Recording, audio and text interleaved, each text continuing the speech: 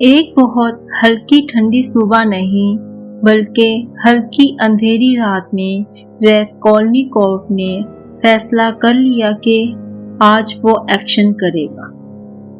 اس نے پورے دن دماغ سے سب چیزیں دوبارہ چیک کی۔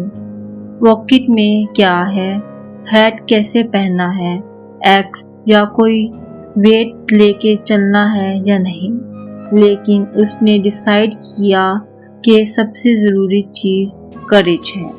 جو سپنے میں صرف تھیوری تھی اب عام زندگی کا فیصلہ بن چکی تھی۔ راسکولنیکوف نے اپنا پلان سمپل رکھا۔ رات کے وقت جب ایلیونا دکان بند کر دے گی وہ چپ کر کے اندر گھس جائے گا، جلدی سے جو چاہیے لے گا اور پھر واپس نکل آئے گا۔ وہ سوچتا تھا کہ اگر وہ صرف اس کی دولت نکال لے تو غریبوں کی مدد ہو جائے گی۔ اس نے ایک پرانا چھوٹا ایکس لیا جو کسی ٹول باکس میں پڑا تھا۔ ایکس کا ہینڈل تھوڑا خراب تھا مگر کام چل جائے گا۔ اس نے ہیٹ پہن لی اور دھیرے سے سڑک پر چلا جیسے کوئی ناراض لیکن کنفیوز انسان۔ جب وہ پون شاپ کے پاس پہنچا تو سب کچھ ٹھنڈا اور خاموش تھا۔ راسکولنیکوف نے دروازے کا لاک دھیرے سے کھولا اور پھر اندر چلا گیا۔ اندر کم روشنی تھی۔ ایلیونا کچھ سامان کے بغل میں بیٹھی کتاب پڑھتی نظر آئی۔ راسکولنیکوف کے دل کی دھڑکن تیز ہو رہی تھی۔ اس نے سوچا بس ایک سیکنڈ اور، پھر پوری ہمت سے اس نے ایکس اٹھا کر پیچھے سے زور سے مارا۔ ایلیونا گر پڑی۔ وہ ایک بہت چھوٹی اور کمزور عورت تھی۔ وہ چیخ بھی نہیں پائی۔ وہ سوچتا تھا کہ اب سب ختم، بس سامان اٹھاؤ بھاگ جاؤ۔ لیکن جس وقت وہ دکان کے اندر چلا گیا اور چیزیں ڈھونڈنے لگا کسی نے پیچھے سے دروازہ کھول دی۔ وہ تھی الیزابتھ، ایلیونا کی آدھی بہن یا رشتہ دار۔ ایک سادگی والی عورت جو کبھی کسی سے ٹاکرا نہیں کرتی۔ وہ عجیب سی تھی، روشنی میں کھڑی الجھی سی۔ الیزابتھ نے حیرانی سے دیکھا اور پھر سیدھا بولی، کیا ہو رہا ہے؟ آپ کون؟ راسکولنیکوف گھبرا گیا۔ اس کی آنکھوں میں جو ابھی ٹھنڈی ہمت تھی وہ ڈر میں بدل گئی۔ صرف ایک لفظ، کچھ سوچنے کا وقت بھی نہ ملا۔ جب الیزابتھ نے آگے بڑھنے کی کوشش کی، راسکولنیکوف نے پھر سے ایکس اٹھا لیا اور کچھ کوشش میں اس کو بھی مار دیا۔ اس لمحے میں سب کچھ تیز اور دھندلا ہو گیا۔ نہ کوئی ساؤنڈ نارمل، نہ کوئی روشنی ٹھیک، صرف دل کی دھڑکنیں اور ہوا کا شور۔ وہ ایک سے زیادہ مرڈر کا ذمہ دار بن چکا تھا۔ وہ کمرہ اب خاموش تھا۔ دو لوگ اب زمین پر پڑے تھے۔ راسکولنیکوف نے تیز سانس لیتے ہوئے دیکھا کہ جو کچھ بھی اس نے سوچا تھا اب اصل میں شاید ویسا نہ نکلے۔ اس نے تیز ہاتھ سے ان کے بغل سے کچھ قیمتی چیزیں اٹھا لیں، کچھ کوئنز، کچھ چھوٹی جویلری، کچھ کنگن، جو چیزیں قیمتی لگ رہی تھیں۔ پھر اس نے سوچا کہ اب وہ کیا کرے۔ اگر وہ یہاں زیادہ دیر بیٹھا رہا تو لوگ آ سکتے تھے۔ اس نے کچھ چیزیں لیں اور باہر نکل پڑا جیسے کوئی خون سے بھاگا ہوا انسان۔ سڑک پر جب وہ آیا تو ٹھنڈی ہوا نے اس کے چہرے کو تھپتھپا لیا۔ وہ تیز چلنے لگا۔ اس کے پیر ہل رہے تھے لیکن دماغ کا حصہ اب ہوا میں تیز کام کر رہا تھا۔ واپس آتے ہوئے اس نے ایک پلان بنایا۔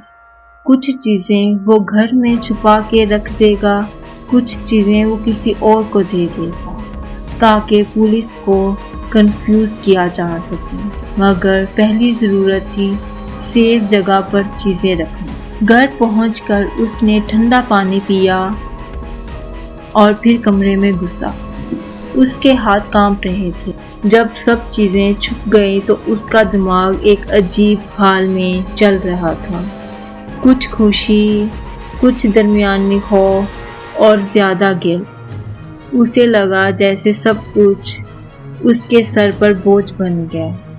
تھوڑی دیر بعد وہ سوچتا رہا کہ اب اس سے کیا کرنا چاہیے، پولیس کو کیا پتہ چلے گا، اگر کسی کو شک ہوا تو کیسے بچنا ہے۔ وہ سوچتا تھا کہ یہ سب سے اچھا ہے کہ وہ نارمل بیہیو کرے، مل جل کر رہے تاکہ لوگ سوچیں کہ وہ عام انسان ہے۔ اس وقت اس کا بیہیویئر بھی چینج ہوا۔ وہ اپنے آپ کو ٹھنڈا اور نارمل دکھانے کی کوشش کرتا، لیکن اندر سب الجھ رہا تھا۔ کبھی کبھی اسے گلٹ سے الجھے ہوئے سپنے آنے لگے، رات کو نیند میں سڈن امیجز دیکھنا یا نیند رہ کر ٹوٹ جاتی۔ اگلی صبح اس نے سوچا کہ سب ٹھیک کرنا چاہیے، فون کر کے دوست سے مل لے یا باہر جا کر دیکھے کہ وہ نارمل ہے۔ لیکن جب وہ بازار میں نکلا تو لوگ اس طرح بات کرتے ہوئے نظر آئے جیسے زندگی چل رہی ہو، اور اس کو محسوس ہوا کہ ہر نظر اس پر آ رہی ہے۔ ایک دو دن میں خبر پھیلنے لگی کہ کسی نے پون شاپ میں اٹیک کیا۔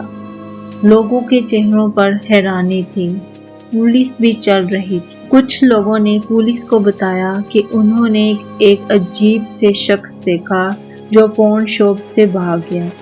راسکولنیکوف نے اپنے آپ سے کہا، مجھے باہر جانا چاہیے اور بھی دیکھنا چاہیے کہ میں نارمل ہوں۔ لیکن ہر بار جب وہ خود کو دیکھتا تو ایک فیلنگ اس کو روک لیتی، جیسے کسی نے اس کے اندر سے آواز دی ہو۔ ایک سمجھدار انسپیکٹر جو لوگوں کی باتوں اور ان کے رویوں کو گہرائی سے دیکھتا تھا وہاں پہنچا۔ پورفیری انسپیکٹر نے ہلکا سا کہا کہ لوگوں کے باتوں کے پیچھے اور ہی کہانیاں چھپی ہوتی ہیں، اور کبھی کبھی آدمی کی خاموشی سب کچھ بیان کر دیتی ہے۔ یہ باتیں راسکولنیکوف کو اور پریشان کر گئیں۔ اس کے دماغ میں ایک لڑائی چل رہی تھی، اپنے عمل کو ٹھیک ثابت کرنے کی کوشش اور اندر سے آنے والی سزا کا بوجھ۔ اس نے کچھ چیزیں اپنے کپڑوں میں چھپا کر رکھی تھی اور کچھ چیزیں کسی کے پاس رکھی تھی، لیکن اسے پتہ نہیں تھا کہ کہاں رکھنا سیف رہے گا۔ اسے یہ بات سمجھ آ گئی کہ پلان سے زیادہ اس کی سائیکالوجی میں پرابلم آ رہی ہے۔ پھر ایک رات وہ نیند سے جاگا۔ اس نے خود سے کہا، تم ابھی واپس جا کر کنفیشن کر دو گے یا چپ رہو گے؟ پر ابھی تک اس نے ڈیسائیڈ نہیں کیا۔ وہ بس چھپ چھپ کر چل رہا تھا، کم بات کرتا، ہلچل سے بچتا۔ اسی دوران راسکولنیکوف نے ایک چھوٹی سی چیز کی۔ اس نے کچھ سامان کسی غریب کو دے دیا، جیسے چیریٹی۔ شاید اس نے سوچا کہ اگر تھوڑا سا اچھا کرے گا تو اس کی روح ہلکی ہو جائے گی، مگر جب وہ دے رہا تھا تو اندر سے ایک اور زیادہ ویر محسوس کر رہا تھا۔ ایک دن پولیس نے تھوڑی سی انکوائری شروع کی، پوچھ تاچھ اور کچھ گواہوں سے پوچھا۔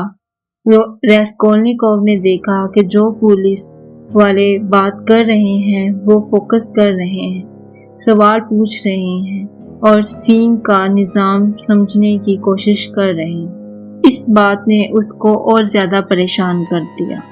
اس رات اس نے اپنے آپ سے کہا، اگر میں سچ میں دل سے ڈرتا ہوں تو پھر مجھے کچھ کرنا چاہیے، مگر کیا؟ اس کا دماغ اب ٹینشن میں تھا۔ کچھ دنوں بعد اس کی حالت خراب ہونے لگی، بخار ہو گیا، کمزوری، نیند کم۔ وہ اکیلا کمرے میں پڑا رہتا اور باہر دیکھتا رہتا، جیسے کوئی نیا فیز سٹارٹ ہونے والا ہو۔